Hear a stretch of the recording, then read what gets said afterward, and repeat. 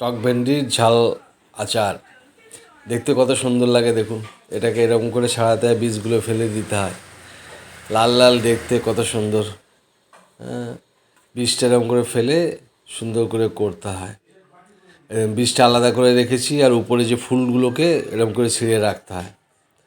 Simple একটা tasty রান্না। এবার কিছু লঙ্কা চিড়ে, কাঁচা লঙ্কা চিড়ে রেখেছি, সুন্দর করে ছাড়ানো ধুয়ে রাখা আছে।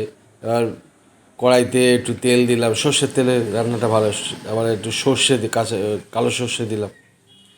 কালো সর্ষেটা ফুটে গেলে ওটাকে ভালো করে একটু হাতা দিয়ে ঘষে দিলে ভালো হয়, ভেঙে দিলে ভালো হয়। এরপরে কাঁচা লঙ্কা, চেরা কাঁচা লঙ্কাগুলো দিয়ে দিলাম।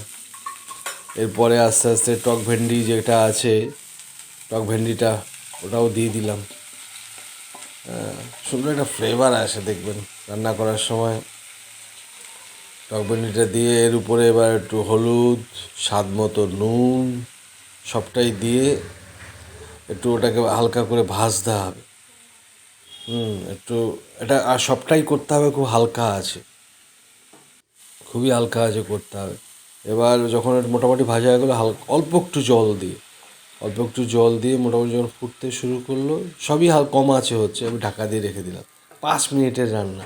5 মিনিট পরে দেখুন কীরকম হয়ে গেছে। জাস্ট এটা শুকনো শুকনো হবে, খেতে খুব ভালো লাগে।